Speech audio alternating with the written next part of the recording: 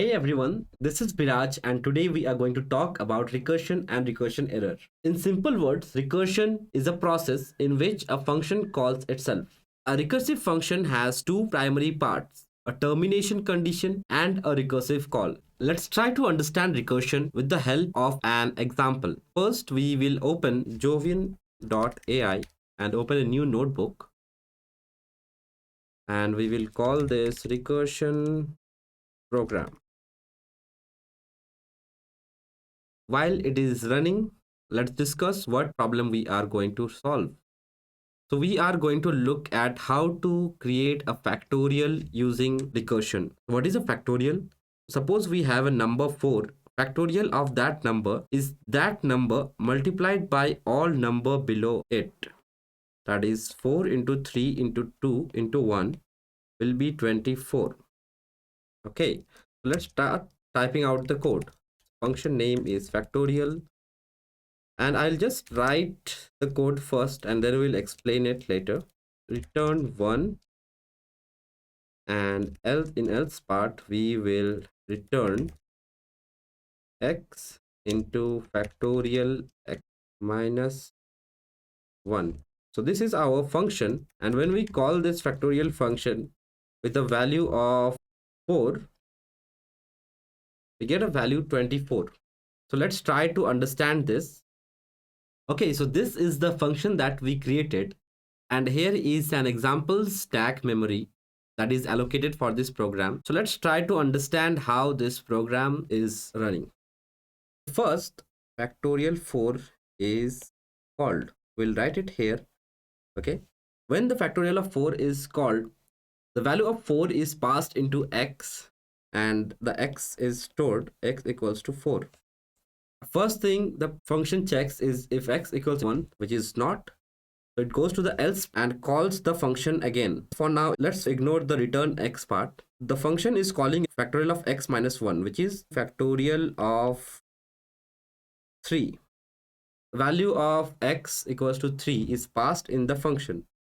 When 3 is passed in the function, the first thing it checks is whether x equals 1, and it is not. So it comes to the else part, and again the factorial of x minus 1 is called. That is 3 minus 1 is 2, and the value of 2 is passed in the function factorial.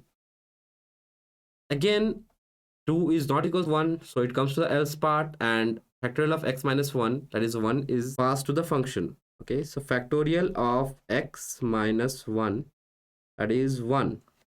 Finally, the x equals 1 condition is reached. This is the termination condition, and it returns 1 to the previous function which called factorial 1.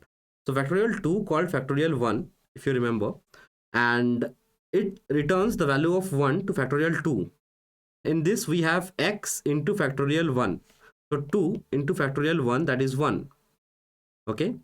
So factorial 2 returned 2 to its caller factorial 3. Now the value of x is 3, and we got 2 from factorial 2, or that is x minus 1.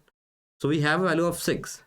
Now factorial 3 returns this value 6 to its caller factorial 4. That is the main call. And in factorial 4 we have the value of x as 4, and we returned 6 from factorial 3. So we have the value 24. And that is how a recursion function works. Let's see what happens if we don't give the termination condition to a program. So this was our code, and we will skip the termination condition. So we will skip the if x equals to 1 part. Okay, so we'll write return x into factorial x minus 1.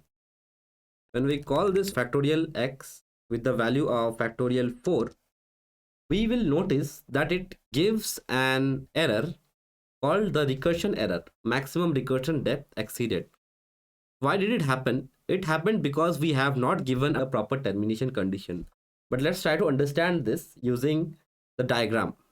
Okay, so you'll notice that in the stack we have left some dot. That means it has some more memories available for this particular program.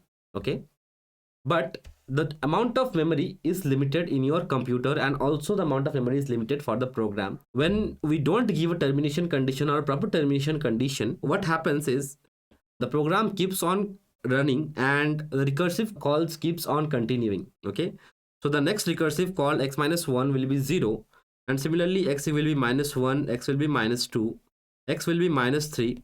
And as there is no way to stop this program, a time will come when the stack is totally occupied, there is no more memory, and it breaks the program, and we get the error maximum recursion depth exceeded. That is what we got here, because we don't have a termination condition.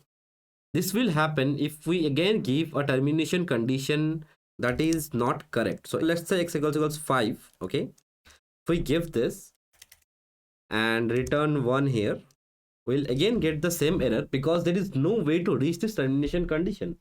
So that is all about the maximum recursion depth exceeded error.